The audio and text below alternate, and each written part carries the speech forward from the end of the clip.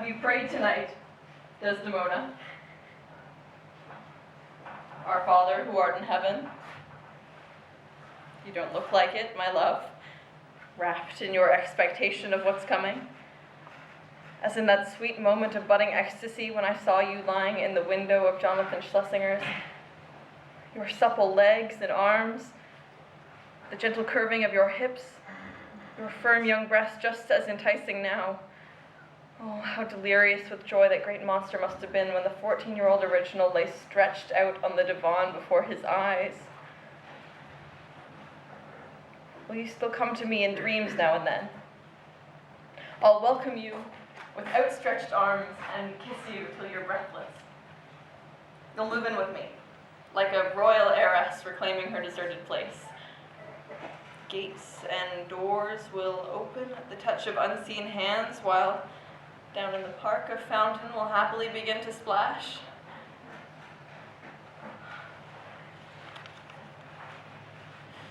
It is the cause. It is the cause.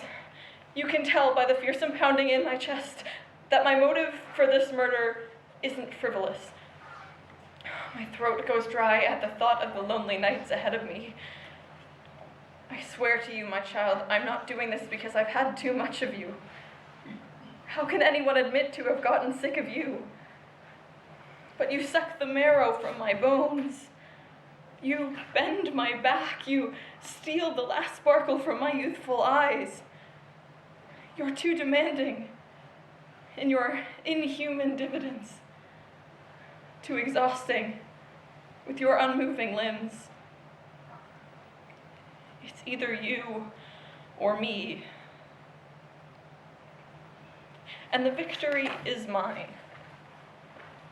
If I wanted to count them, all the departed with whom I fought this same battle here, Thurman's Psyche, another legacy of the hatchet-faced Mademoiselle Angelique, that rattlesnake in the paradise of my childhood, Correggio's Io, Lasso's Galatea, and then a Cupid by Vaugirot. Oh, J. Van Beer's Ada, whom I had to abduct from a secret compartment in Papa's desk in order to add her to my harem. And then a quivering, twitching Leda by Macquart that I happened to find in my brother's lecture notes. 7. You pubescent candidate for death have hurried down this path to Tartarus ahead of you. Let that be your consolation. Leave off with these imploring looks. Do not try to push my torments beyond the limits of endurance. You're not dying for your sins. You're dying for mine. In heart-rending self-defense against my own insertions, I'm committing my 7th conjugal murder. There's something tragic in the role of Bluebeard. I think all his murdered wives put together suffered less than he did each time he strangled one. But my conscience will be pacified. My body will regain its strength when you, devil, no longer reside in the red satin cushions of my jewel box. In your place, I'll invite Bodenhausen's Lorelei or Linneger's Forsaken Maiden or Defreger's Loney into this sumptuous chamber of pleasure, which will add all the more speed to my recovery. 3 more little months, perhaps. And your unveiled Jehoshaphat would have begun to eat away my poor brain the way the sun consumes a lump of butter. It's high time we untied the knot. There's a Heliogabalus in me. Moritura me salutat.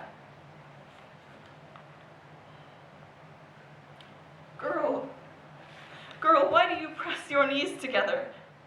Why, even now, are you mindful of inscrutable eternity?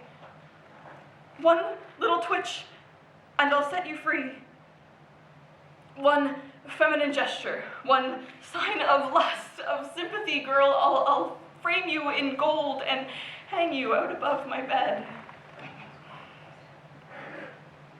Don't you see that it's your chasteness alone that gives birth to my debaucheries? Woe, woe unto those who are inhuman.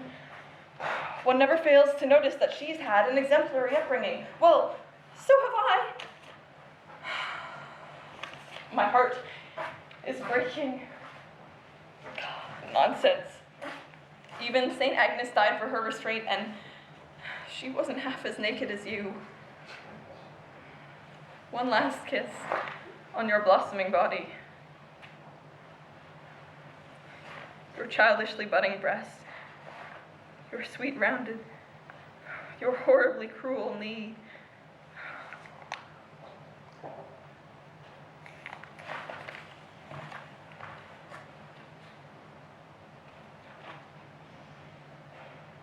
Have you prayed tonight, Desdemona?